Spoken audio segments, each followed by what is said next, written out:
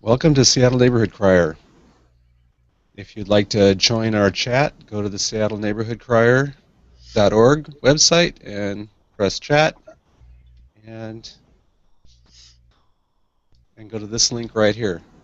And Edwin, Yes. it's all yours. Okay. My name's Edwin Beatty. Thanks for joining us. And I'm going to be your host this evening, although Cindi Barker is going to do most of the talking. And the subject for this evening is Seattle hubs. Hubs is part of the alphabet soup of emergency preparedness, and they are nodes, places around the city to facilitate communication during an emergency. So with that incredibly brief introduction, over to you, Cindi. Yes, but Edwin is playing it a little bit shy. So I'm Cindi Barker. He's also been involved in the hubs, and so we're going to actually talk to Edwin about his experience because he got to experience a drill with us the other day. Because one of the things you've got to do to be ready for an emergency is actually do some practicing. So, and I'm switching roles. Some of you have seen some of our previous discussions, have seen me interview people, and notably what I'm going to springboard off is a previous interview we had with Debbie Getz. And she's with the Office of Emergency Management, and so she talked to folks about what the City of Seattle does in order to be generally ready for emergencies. There's a lot of stuff that happens behind the scenes in any city department to get ready. And so they take care of a lot of that technical, regional, governmental responsibilities.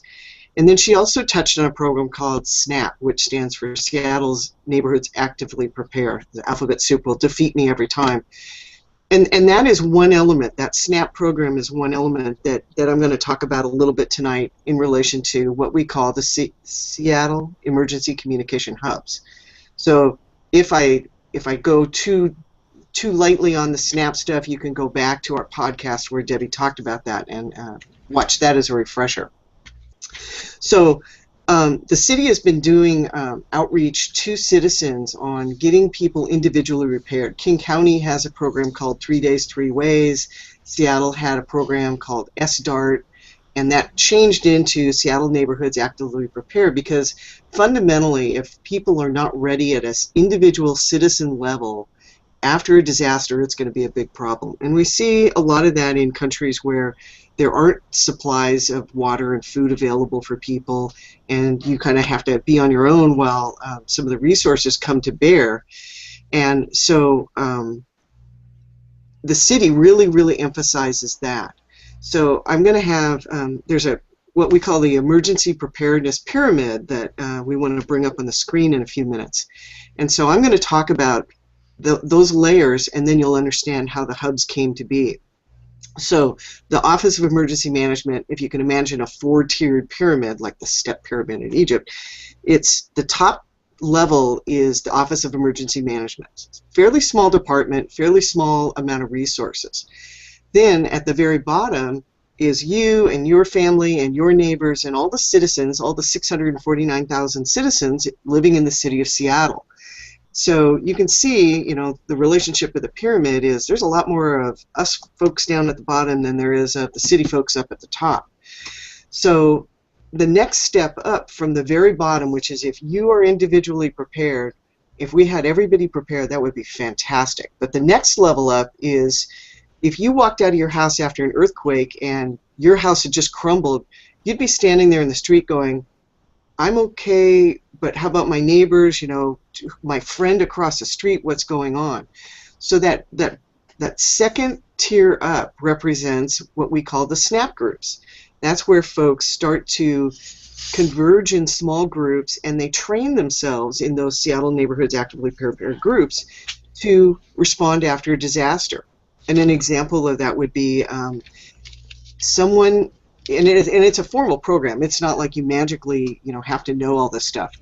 We'll talk about the City of Seattle's website and how to get involved in that again. But that was where somebody knows how to go check and see if the utilities needs to be turned off. Somebody in your group might have some basic first aid and know where the first aid supplies are that can be used by your block. Somebody might be have been designated as the pet person to go and make sure that animals in the backyards of folks who are at work are okay. So those SNAP groups are really important to start convening around your local neighborhood, making sure everybody's okay, or if something needs to be dug out, like let's say a garage has collapsed and you can hear somebody trapped in the back, and they can say, I can move and I've got air, but I can't get the door open, somebody help me get out.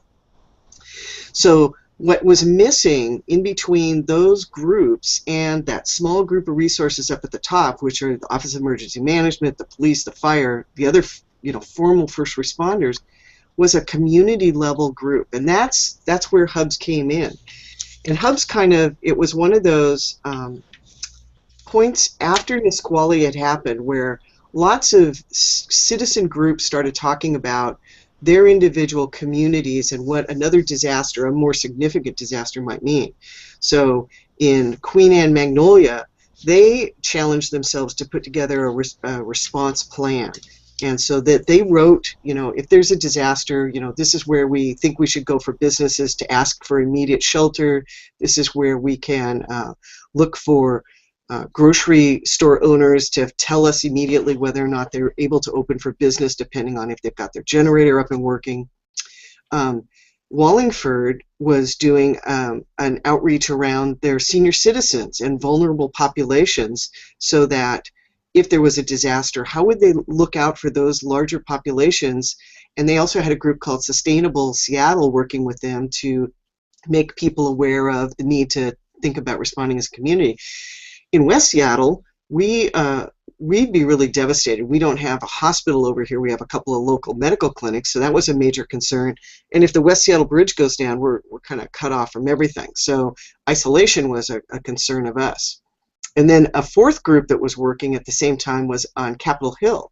And they have a very different concern than some of the other neighborhoods. While West Seattle is geographically huge, Capitol Hill is much more condensed and much more dense. They have high-density populations in tall buildings, which really wasn't the top of the concerns in West Seattle. And the city of Seattle looked at kind of all those efforts going on and put us all together to talk about what we were each doing differently, and we ended up with one of those, it was almost a comedy scene, like, wow, you're doing a preparedness plan, that's a great thing, we should do that. And wow, West Seattle, you're doing this hub thing, and we should still, how that's done. And oh, we didn't even think about apartments, in tall buildings. We need to figure that out. So that was how the Seattle Emergency Communication Hubs really started, was at a community level. So I'm going to take it back down to the bottom of the pyramid.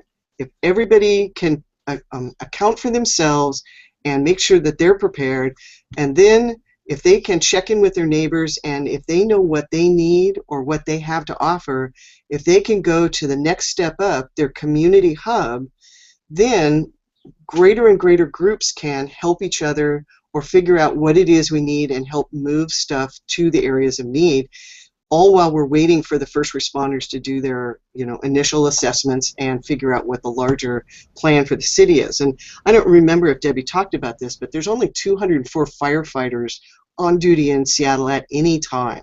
So if a disaster happens, you've got 204 firefighters, and they're the medical response corps who are going to have to figure out where do they have to put their resources to deal with the most casualties or injuries, or where's the response needed. So there's a high possibility a neighborhood or a community could have injuries or need attention or fires, but if the catastrophic effects are someplace else, they'll shift resources to that someplace else. That is just how it's going to be. So the point of the hubs is to have places where those neighbors can come, and especially the SNAP groups who actually have helped prepare at a group level, and say, we found out that the drugstore up the street is open, but you have to bring your old pill bottles in to get a refill because their computers aren't working. Or information is going to be a really key thing. So where are the shelters opening? Where has a church opened up with a kitchen that is making coffee for people? Where can you get out of the rain, because it's likely to be raining in Seattle? And also, just as important, if you have a skill, you would want to come to the hub and be able to say, hey, I know how to look at buildings, and I was trained. We've got architects throughout the city who've been trained to be able to look at a building and see what the seismic damage is. I've been able to train, and I can for sure tell you, don't go in that building. So even if we thought a church might become a shelter for us, somebody can do an assessment and say that is a dangerous building, don't do that. So talents like that can also come to a hub and be put to use. One of the other things we know that happens right after an earthquake, we've done, and I'll talk about some of the practices we've done and the summits we've held. We know that cell phones are really, really important, and as the system gets set back up, you may still not have electricity, but your cell phone may eventually be able to get through. And we saw in Haiti where cell phone chargers were like the thing to, see where you could go to get your cell phone charged so that if you could get through to start talking to your insurance company, that was a really critical thing. So maybe we were able in a neighborhood to set up a cell phone recharging station. And a lot of us have invested in solar power type equipment. We've got folks who have come to the hubs and said, I know how to make a recharger out of an exercise bike. We just got all sorts of talented ways out there to be very flexible in dealing with whatever the disaster is. So that's kind of the fundamentals of how hubs came to be and what hubs are expected to do. Our mission is really to take in for people coming in and match the needs of people, the resources people are bringing in, and the skills that people are bringing in to hook things up or find volunteers who can help us respond after a major disaster. So that's my long-winded introduction about what hubs are. And then the thing I'm going to talk to Edwin about here in a second is, so in order to, like any organization, you formulate what you think you're going to do, and then you try and grow it, and then you try and practice it. And in terms of growing, we actually don't go out and recruit for folks, but we will say if somebody is looking at a map of the hubs, and we've got that on the screen right now, I think, and you see a big blank area about where hubs are, we'll certainly mentor someone who would like to start a hub. And again, they're kind of at a community level. The SNAP groups are down at the block level. So we'd really like to encourage SNAP groups, but hubs would be the place that you could put, like we've got 7 sectors of the city that we sort of divided up stuff in. And in the southwest sector in West Seattle, we've got 12 hubs. And that seems to geographically be pretty well spread. And in southeast Seattle, we've got about 19 new hubs that are just coming online. They are a program that was put in the pea patches. So there's getting to be some good coverage there. We still have some white spots up in northeast Seattle and central area, like Belltown, and the downtown area does not have many hubs. So if anybody is interested in starting a hub, we'll be glad to talk to you about that. And that leads me to, so when you come on board as, we say you want to do a hub, I make it sound easy. It's a lot of work. We know that to be ultimately prepared, we ought to practice a lot. So that's what we just did this past May. And so that's where I'm going to talk back to Edwin about this. We do a thing called a drill. And twice a year we try and get together and do a reality-based scenario about what can happen in the Puget Sound and how would we, the hubs, respond to that. And I'll talk a little bit later about our partners with that. First, I just want to focus on, the neighbors helping neighbors part of this. So our drill this past May was Mount Rainier Blue, and we had a big mud lahar that took out a lot of the infrastructure that is located down in the valley, a lot of our water source, our electricity source, and it took out a lot of the people, I hate to say it, we took out people and we took out infrastructure down along the Duwamish. And then on top of that we had a huge ash fall that instead of like Mount St. Helens blew directly east, it blew north and covered Seattle. So that was our scenario. Lots of ashes coming down and almost all our infrastructure was out. We were powerless, we were waterless, and what were we going to do? So Edwin, you want to talk a little bit about what it was like walking up and going, wow, this just happened, what now? Yes, sure. Yeah, absolutely. So I was just going to add that although the numbers of hubs in the South is just growing, we're still have a critical need of having more volunteers. because hubs are all of this is a volunteer operation. Rainier Beach is one of the few hubs in this area that has really been up and running for a while with a relatively large volunteer organization. So they were all out there, and they were very well organized. You walked up, they had a big blackboard. They informed you what the scenario was, and then basically you started through this whole process of you were given basically a role to play. And for example, when I was there, a woman walked up and handed somebody a piece of paper, said, "I am blind and I have separated from my family," etc. And so then everybody has to figure out, well, how are you going to help this person? So they had all of that going on and different scenarios being played out. Then they also did, since it was this community opportunity to have folks there, they had all kinds of really terrific information. Information that's some of which comes from the city, and then some of it was local on everything from available water purification devices to optimal foods that have a long shelf life. So there was a lot of information, and I thought, in fact, one of the reasons that I really wanted to go is because I'd met a couple of the people in Rainier Beach, and I'm fairly nearby. I live north of sort of in central North Beacon Hill, and so I really wanted to meet some more people, because in our immediate neighborhood there is a hub established at Jefferson Park Community Center, but there's almost no one involved in running it right now. In fact, I'm kind of it. So we're looking for more people. I'm looking to better understand how these work. So that was my experience on that day, and it was actually a whole lot of fun. I mean, it sounds a weird thing to say about a disaster, but on the other hand, it was very informative, and people were really welcoming. I really was glad that I went. That is one of the amazing things about doing these drills, is that the people who are involved in these, and there's 50-something hubs across the city now, and all those folks get involved in this drill. And I think on the screen you can see the list of all the different communities that we've got right now. That webpage, oops, and I don't have it memorized. I think it's seattlehubs.org. Oh geez, isn't that terrible?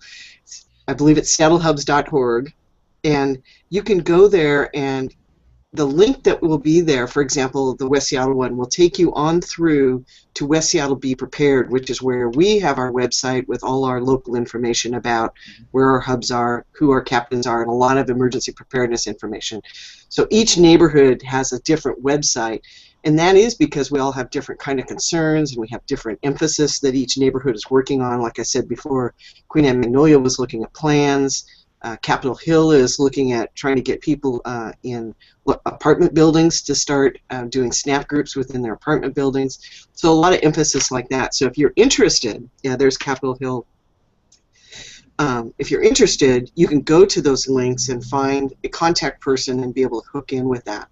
And because we always call for citizen actors during these drills, like Edwin said, if we project that after a disaster, you're going to have a lot of folks coming and saying, hopefully more saying, I can help than I need help. But you need to figure out an efficient way to match that up. I mean, we'll figure it out, but the more we practice, the more efficient we'll be at it. So we just don't want to have to stumble around a lot. And that's the point of the drill. When we did this last one with the ash, which is a possibility here, it was amazing to learn things like if you had a 3-pound can of coffee, those old Folgers coffee cans. So 3-pound, and you dumped out the coffee and you filled that with ash instead, that would weigh 13 pounds. That's how much heavier ash is than coffee grounds. And so now imagine if it rained in Seattle and you got wet ash into that 3-pound coffee can, that could weigh anywhere from 32 to 52 pounds. I'm not kidding. This was a Google exercise to say, how much does wet ash weigh? So if you had ash on top of your carport, high possibility that it might not be able to withstand that weight. So we put in a lot of citizen actor scripts about collapsing things, or the things that stop working because ash has interfered with all its mechanical and moving parts. That was a big problem in Yakima fact, we studied Yakima to be able to write our scenarios. Almost everything in the drill was something that had happened in Yakima when they were trying to deal with their, I believe it was 660,000 tons of ash that they ended up moving, because people would scrape it off their roofs and it would land in the street, and then it would poof in the street and then get redistributed, and so it was just a redistribution until people figured out you needed to cover it with tarps. So that was one of the things we also practiced. Was the city has information on some of these different disasters, kind of standard things that everybody should know immediately. So we practice with another team to send that information out from the city. Like, if you're going to make piles of ash, please cover them with tarps so it doesn't keep redistributing until we figure out how we're going to dump and dispose of it. So the other partner group that we work with, and hubs are kind of two parts. One is neighbors helping neighbors, and the other is getting information. We have a group called the Auxiliary Communication Service, ACS, and they are the ham radio volunteer arm of the city. So the city depends on, those are formal city registered volunteers, unlike the hubs, which are pure citizen driven. We're not formally associated with the city, even though we work with them. ACS members are registered volunteer members with the state, and they are a highly professional group who do a lot of practice on ham radio bands to be able to pass information from the city out to the neighborhoods, and if the capacity allows it, from the neighbors up into the city. And we call that situational awareness. So if the city is trying to figure out where is the biggest part of the disaster, and if they can't quite get all their first responders out past the arterials, they might call on the neighborhoods to say, give us a situation report. Is the situation out in your neighborhood stabilized? Is it getting better, or is it getting worse? Helping them make some decisions on city response. So if you're interested in that ACS group, contact us through the hubs, and we will put you in contact with them. You do have to have a ham license, but the benefit of working with them is they are moving on to new technologies. Our last drill really emphasized the use of computers running on generators to be able to type in and pass information on radio frequency, but in a digital mode. And so it makes it much more efficient than the standard talking through a message and confirming back that what you heard. A typed message is, translatable upon receipt right into the Office of Emergency Management Activation Center. So the other thing I want to cover besides the drills are big and heavy duty. We do those once a year for sure out in the field, like the one we just did. Everybody was out in the field, and if it had been rain, we'd have been a miserable group, but fortunately it was pretty decent weather. We also usually do a tabletop type exercise where we use forms to try and do the matching, and we try and work out a process that seems to work for everybody. And so we practice those in what's called a tabletop exercise, and that's where everybody really gathers around a table and you try something out, and everybody makes the thing work, and then you stop the exercise and you say, how did that go? We intended for what to happen and what really did happen. So you do a little bit of after-action review and course correction as a result of those tabletop exercises. The hubs also put on what we call summits, and we try and do those at least once a year too, and those are major learning opportunities. And I've got a cheat sheet of some of the summits that we've done. In 2010, we did a big summit on, what are the hubs and what do we do. It was kind of a initial education for folks who wanted to come learn about that. And then the second one we did was we educated people about some of the things I've talked about tonight. Disaster timeline. What does the city do first? When can you expect Red Cross to show up? Just kind of the timeline of the response groups and the role of some of the ones that people don't know so much about, which is the Public Health Reserve Corps, which are retired medical professionals who have joined a medical reserve corps, and after a disaster they would be activated. They have other responsibilities. For example, let's say an influenza epidemic happens. They would be asked to help staff some of those locations to give inoculations on mass quantity. So they practice that sort of thing. And the other speaker we had was the public health awareness groups. So we learned a lot about how the public health sector plans to respond in an event of a disaster. We had 2 summits in 2011. That was a very bad year across the world. We had lessons learned from Christchurch and Seattle is going to be very similar should our nice large fault off our coastline go. We have the Seattle fault, and then we have the Pacific fault. Ooh, my geography just failed me there. But Christchurch in Japan provided very good lessons learned for us about things that we might not have thought of, things to prepare for, situations that we need to be on top of, just like, we didn't realize ash weighed as much. It's when you do research into those sort of things that you learn how to be better prepared. And then also part of that responding after earthquake was there was a lot of use of social media. So one of our summits also focused on the use of social media as a response tool. And there's a group called Crisis Commons. I don't know if you've ever heard of them, but they've been called, they're a volunteer virtual help response group. And so, for example, after Hurricane Sandy, the White House called Crisis Commons and said, we need to know where gas is. And they're not quite hackers, but they are people who are very smart about information and where you can get it, how you could access it. And within, I think it was just over 24 hours, they gave back to the responders in Sandy a way to tell how each gas station, whether it was open and what its fuel supply was. And they did that using basic, reordering information that was available on the internet. So Crisis Commons is one of those social media groups that after a disaster, depending on what it is, they may be the place that says, we've set up a place for folks to be able to find out if your loved ones are okay. We've set up a place to find out how to send aid to particular areas. So there's multiple groups who do that sort of thing. And then we had two summits. We had a summit in 2012 where we hunkered down on the topic of how to make your hub the most efficient possible, because most of our hubs you initially gather outside of a building.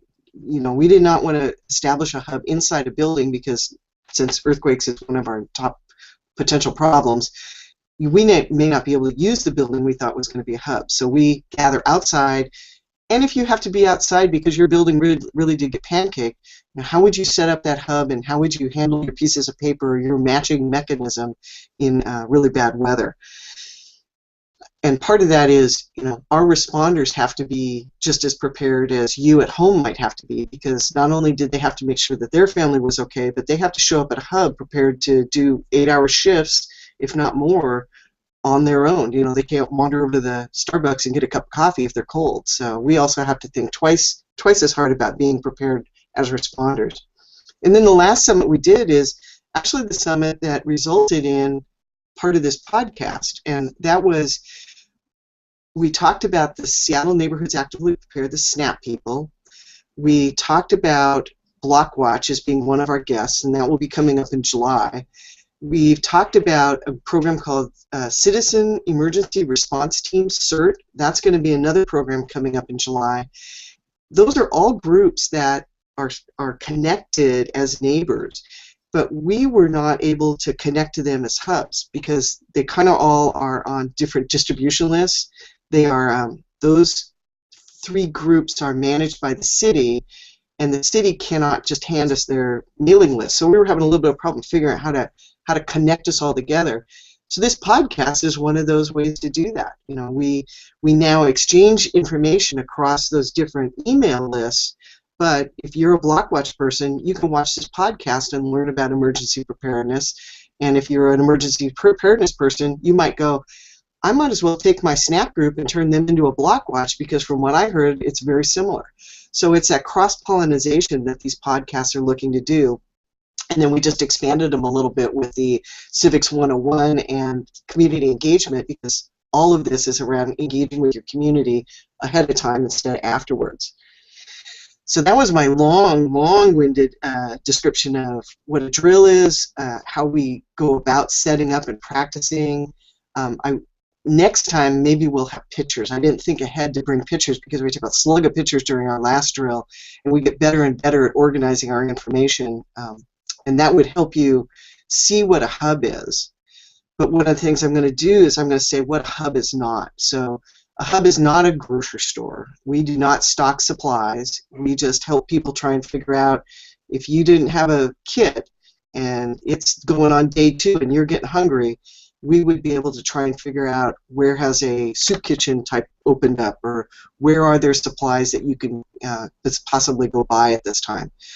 We're not a drugstore. We don't stock any drugs, but we do have connections to the drugstores. We all know where the drugstores are in our communities, so we're likely to send a runner up and immediately find out if the drugstore is open, if there's any constraints, because medical records, are a real problem now. Everything's on computer, and I'm afraid to find out what happens if your prescription expires on the first day of a disaster. So that's always a hint in your kit. Keep a 2-day or 3-day supply of your own pills.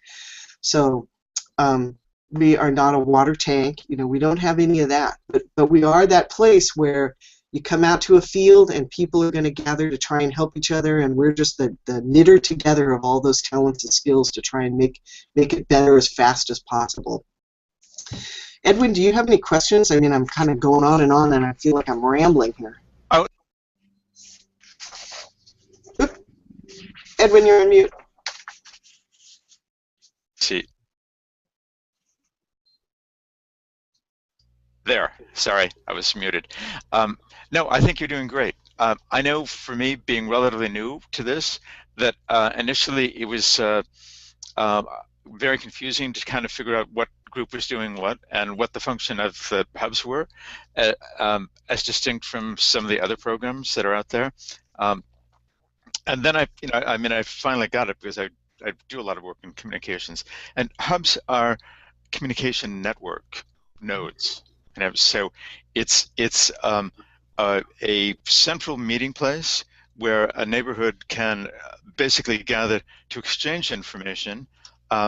And as Cindi just pointed out, it's not a supply store, but information is a very, very critical commodity, and sometimes very difficult to come by when you consider that, how many services may be knocked out, and unless you have, properly fitted out your, supply stuff, which I'm still working on, so you should have a good supply of batteries and a good supply of radios, and ideally maybe a crank-operated radio, et cetera, et cetera. But if you're like a little short of that, then the hub is incredibly useful to know about, to know where it is, and to get other neighbors involved, because they will. The way they're set up is they'll have the most, ideally, they'll have the most up-to-date information for your immediate neighborhood, and then hubs are linked to one another. They have redundant communication systems, so they can check on what's happening in other hubs across the city, and that can be really useful to know. Yep. So it made total sense to me after I began to get into it. And as Cindi already mentioned, kind of the basic building block for all of this is the neighborhood block watch. And the whole business of getting to know your neighbors, and there's been both a lot of incidents. I mean, everybody knows about Katrina, where unfortunately, at the federal level, there was a major failure. And what helped people, the thing that saved people at Katrina, were people's neighbors. And that's been true repeatedly. There's a lot of reporting on that talks about, for example, an immense heat wave. I think it was Chicago or the Midwest, and side-by-side neighborhoods. One was a neighborhood where there had been a whole history of a great deal of community engagement, and guess what? They did much, much better in surviving this. Really, heat waves can be deadly, especially for the elderly or the very young. The next door neighbors, literally, just same part of the city, across the street, newer neighborhood without that history, they didn't do so well. I know in my immediate neighborhood, I live in Beacon Hill, it's very, very diverse, and so one of the challenges that we have is culture and language. I have, for example, neighbors right across the street who are a very, very elderly Asian couple. They have a young, probably grandson or nephew that checks on them. But in a disaster, likely he wouldn't be able to get here. And all of us in our neighborhood, we are, basically want to be friends with them because we want to be able to make sure that they're okay and that they know who we are. If we show up to knock on the door, because they're quite elderly. I'm getting there myself, so it makes total sense to me to get engaged with this stuff. Yep, yeah. The I think on the screen here, one of the things is for us to help people understand it. You know, visuals are really good, and so we've done a couple of different times where we've drawn kind of like a flow chart. You know, if people come in, who do they talk to first? Okay, they'll talk to a greeter because one of the things you said, an important thing. People are really social animals. You really want to find out what's going on, and so a greeter can help say, you know, are you okay? You know, if you're stressed and all you want to do is talk to folks, you know, hopefully chaplains or pastors will show up and help us deal with the emotional side of the situation. But the greeter is also the person who's going to say, you know, you've got a critical piece of information, let's get it to the right place. Oh, you're looking for matching resources, go talk to this person. So we sort of try and figure out how to manage the information flow. And the chart that we've got up there is going to change because we learn lessons as we always do during our drill. And if nothing, our chart gets a little more complicated.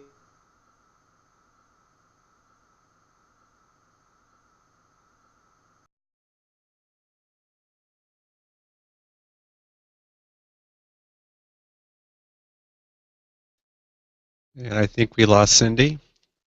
And Edwin? Yeah, I'm right here. Yeah, Cindy's sound. I mean, I see the image, but the sound seems to have dropped. Maybe her connection has dropped. Yeah, Ah, I think well, so. technology.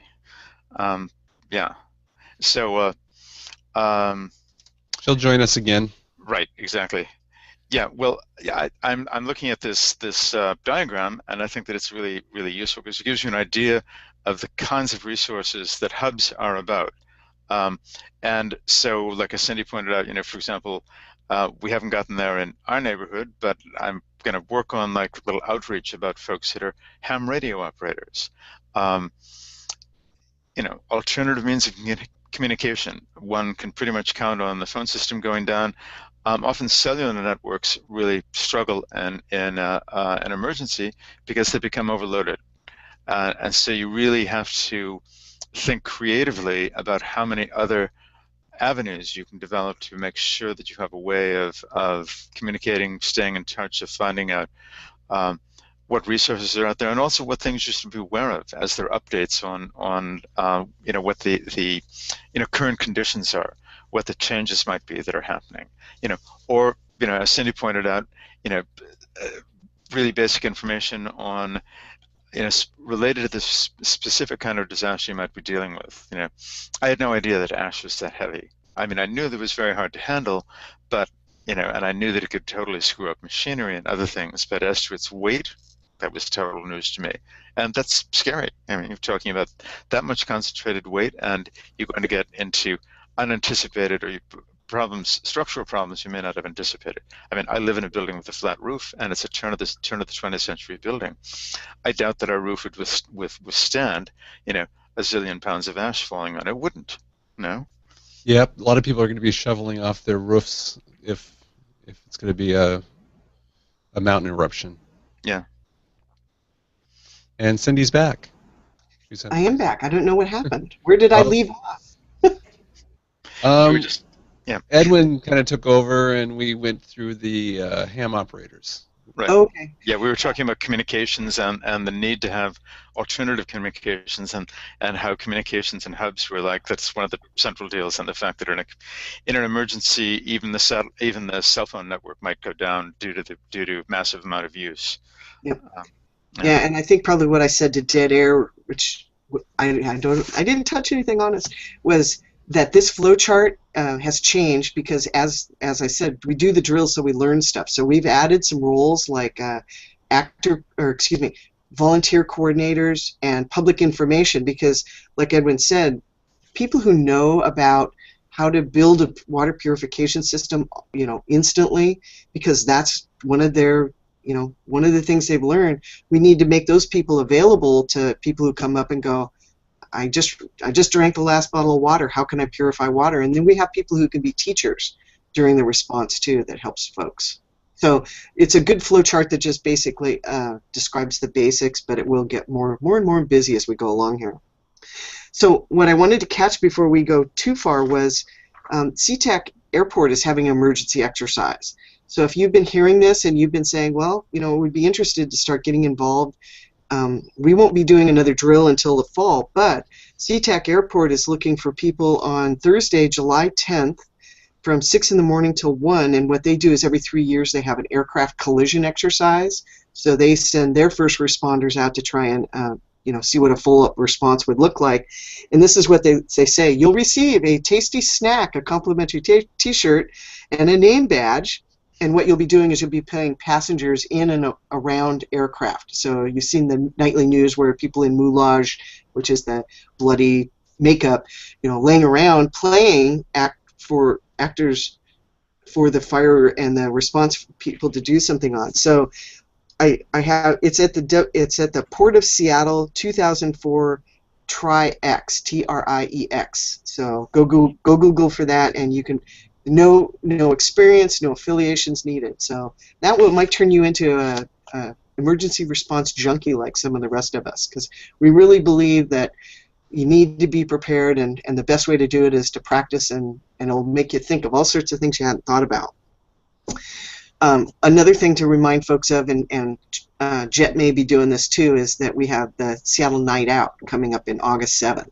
So if you're not a member of Blockwatch, you may want to walk around and meet some of the nearby neighbors who are in Blockwatches and talk to them about how they set it up and how they keep it going and what benefits they find, because we think that is, as Edwin said earlier, one of the best building blocks to emergency preparedness.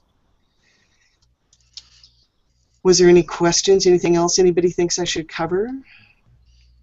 I think you No. did a good job there. Yeah, no, I think so. I think that's great, and I totally agree. We're already in our neighborhood. We're like cranking up our Blockwatch plans, and it's gonna be it's a lot of fun. It's a great way to meet people. There's always really good food. I was thinking when you were describing the airport thing. Unfortunately I'm not available on Thursday, but I think one of the things about these drills, it's a lot more fun to participate in a drill than it is to get stuck participating in a real disaster. Yep. And of course it's also a valuable experience. I think myself that it would be kind of cool to be at the airport with all the stuff going on, but I would do it if I was free. Yeah. All right, I think that's it. And for news that I got off the blogs, the mayor's going to be on the Seattle channel on the 26th.